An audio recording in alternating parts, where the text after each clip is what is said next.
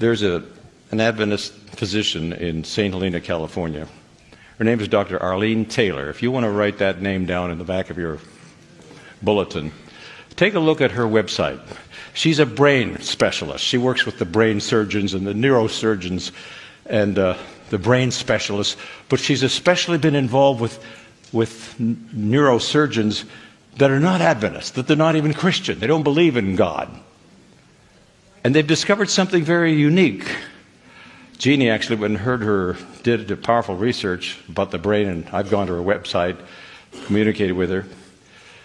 She reports about these non-believer brain surgeons and specialists who are now doing laboratory experiments on, are you ready for this?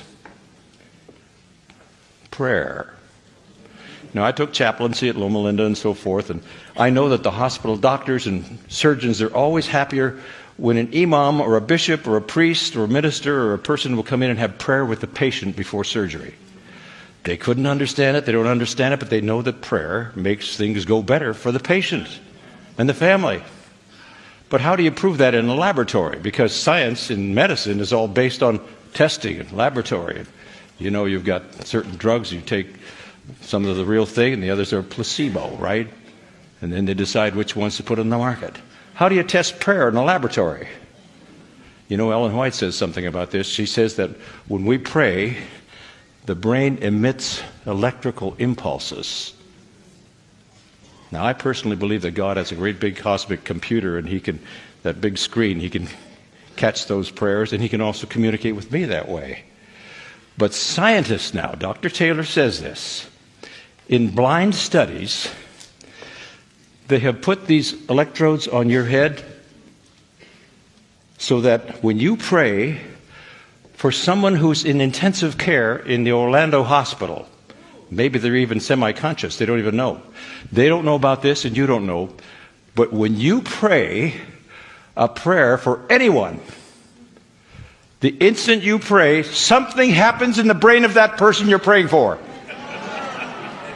That's scientific evidence now that they don't even want to go there because they don't understand this. It's something spooky. It's something mysterious. But there's power in prayer. And we're not praying anymore. Listen to this. I am not finished yet. Dr. Taylor has also discovered something else very significant. And that has to do with reading something spiritual, devotional. These brain specialists, and again, they're not Christian, they have no orientation with biblical, and they don't understand this. It's spooky. But they have discovered when a person reads something devotional for just 12 minutes every single day out loud. You're not ready for this. And especially different kinds of prayer that are praise and so forth. They can actually change the brain cells, and that does amazing things. But reading something devotional, spiritual for just 12 minutes out loud every day, are you ready for this? Can actually reverse dementia and possibly impact Alzheimer's. This is science now, and they don't understand this.